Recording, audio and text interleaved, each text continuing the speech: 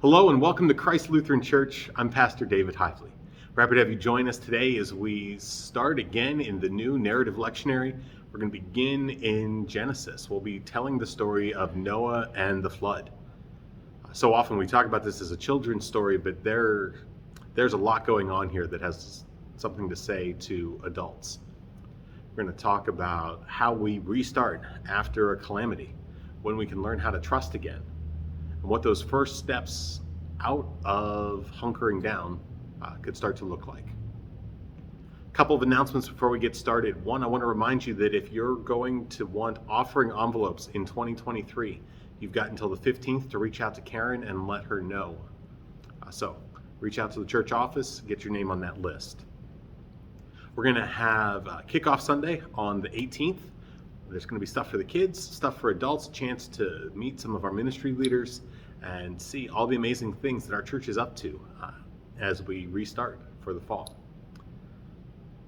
One of the places you'll have a chance to serve will be on September 24th. We're going to do another one of our big food distribution events in partnership with Good Shepherd. We'll be out at their location. We're going to give away an entire tractor trailer's worth of food in a couple of hours.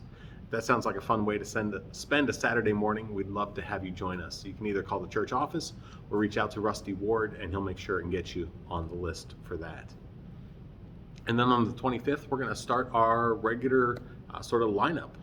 We'll have Sunday morning worship, and then following that, we'll have faith formation for the kids. And then if you've got young kids in your life and you want to talk about how we can start to raise faithful kids, how we can practice prayer patterns in the home, how we can address some of those big questions that kids often come to us with, and if we could maybe even use a refresher on the same stories that they're going to be reading in Sunday school, this would be a great time to join us. So that'll be after worship on the 25th. But now I'm going to invite you to take a few moments to prepare your hearts and minds for worship.